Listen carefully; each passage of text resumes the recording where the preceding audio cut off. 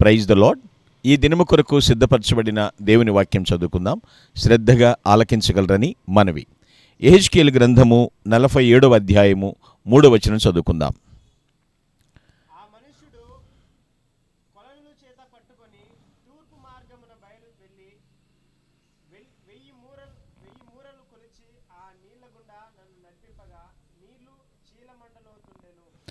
ప్రభునందు పిల్లరా, ముందుగా మీకు హృదయపూర్వక వందనములు తెలియచేస్తూ ఉన్నాను. ఇక్కడ పెద్ద ప్రవక్తల్లో ఒకరిగా పేరుగాంచినటువంటి యెహెజ్కేలు ఇజ్రాయేలు చరిత్రలో మంచి గుర్తింపు కలిగిన ప్రవక్త. దేవుని మహిమను గురించి ఈ యొక్క యెహెజ్కేలు గ్రంథంలో చక్కగా వివరిస్తాడు. అయితే ఈ వచనం ఏం మనకి తెలియచేస్తుంది అనేటువంటి విషయాలు చూస్తే, ఆయన చెప్పిన ప్రవచనాలు చాలా నెరవేరుతూ ఉన్నాయి, కొన్ని నెరవేరుతాయి కూడా. ఇక్కడ దేవుడు నన్ను ఒక చోటకి తీసుకెళ్ళాడు, టెంపుల్. అక్కడ ప్రధాన గడప కింద నుండి నీళ్లు ఉబుకుతున్నాయి అని చెప్తాడు. నీరు మామూలుగా ఆధ్యాత్మికంగా దేవుని వాక్యానికి సాదృశ్యం. నీరు శుద్ధి జలాలకు సాదృశ్యంగా ఉంటుంది. అయితే ఇక్కడ నేను నీరు గురించి చెప్పట్లేదు కానీ పిల్లరా, జీవిత అనుభవం చెప్తున్నాను.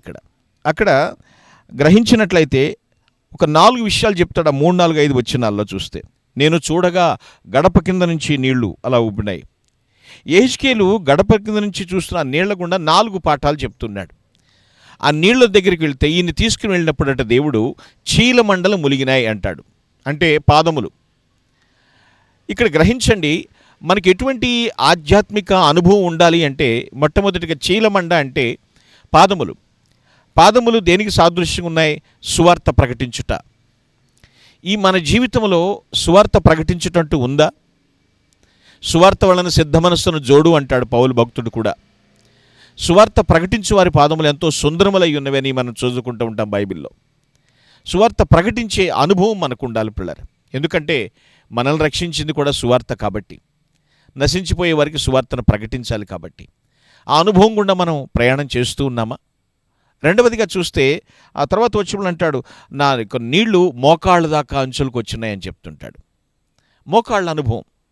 ఈ మోకాళ్ళ అనుభవం అంటే దేని గురించి సాదృశ్యంగా ఉంది? ప్రార్థన, మోకరించి ప్రార్థించుట. బైబిల్లో చాలామంది భక్తులు మనం చూస్తూ ఉంటాం. దానియేలు భక్తుడు చూడండి, తను చంపేస్తారనేటువంటి శాసనం రెడీ అయినప్పటికీ కూడా తన డైలీ డ్యూటీగా యథాప్రకారంగా ఏం చేసేవాడు? రోజుకు 3 మోకాళ్ళుని ప్రార్థన చేసేవాడు. ఎందుకంటే ఎన్ని జీవోస్ అన్న రావచ్చు, కానీ జీవో అంటే మామూలుగా గవర్నమెంట్ ఆర్డర్ అని చెప్తూ ఉంటారు, కానీ ఇది గాడ్స్ ఆర్డర్ అన్నమాట. దేవుని యొక్క శాసనం ఇది. ఏ శాసనం అన్నా కానివ్వండి, ఆ యొక్క మోకరింపు ప్రార్థన చాలా అవసరం. నిజంగా మనకి ఆరోగ్యం సహకరించకపోతే ఖచ్చితంగా కూర్చున్న ప్రార్థన చేయాల్సిందే. 3వదిగా అంటున్నాడు అక్కడ, మొలలోతు నీళ్ళు వచ్చినాయి అని చెప్తూ ఉంటాడు. అంటే నడుము దాకా. ఈ మొలలోతు అనుభవం ఏమిటి అనేటువంటి విషయంలో చూస్తే, సేవ, పరిచర్య, అనుభవం. ప్రభు చూడండి, శిష్యుల పాదములు కడిగి తువాలతో పాదములు తుడుచుట, నడుమునకు సత్యమును దట్టి అని చెప్తూ ఉంటాం. సత్యవంతమైనటువంటి సేవ, పరిచర్య చేయటం అన్నమాట. యెహెజ్కేలు అనుభవం, మొలలోతు అనుభవం గురించి దాన్ని మాట్లాడుతున్నాడు. ఆ తదుపరి చివరిగా అంటున్నాడు, నిండా ములిగేటట్లు నీళ్ళు వచ్చినాయి. ఆ 5వ వచనంలో మనం చూస్తుంటాం. అంటే ఏమిటి? తల నిండిపోయేటట్లుగా నీళ్ళు వచ్చినాయి. దట్ మీన్స్ సంపూర్ణ సమర్పణ, కంప్లీట్ అనమాట. కమిట్మెంట్. ఇక అంతే. అనుభవం. చాలామంది అనుకుంటూ ఉంటారు, నాకు ఈ లోకంలో చాలా అనుభవాలు ఉన్నాయి అంటారు. లోక అనుభవం ఎన్ని ఉన్నప్పటికీ కూడా ఆత్మీయ అనుభవం లేకపోతే చాలా జీవితం అంతా కూడా వ్యర్థంగా అనిపిస్తుందండి. ఇది అందుకే వాక్యం సెలవిస్తుంది. ఆత్మీయ అనుభవాలు మనకు ఉండాలి. ఆ అనుభవాల్లో నిత్యము మనం జీవించాలి. ప్రతి ఒక్కటి ఒక లెసన్. మనకు జీవితానికి ఏ అనుభవాలు ఉన్నాయి? సార్థకమైపోయేటువంటి అనుభవాలు ఉన్నాయా? నాకు తెలుసు అంటారు.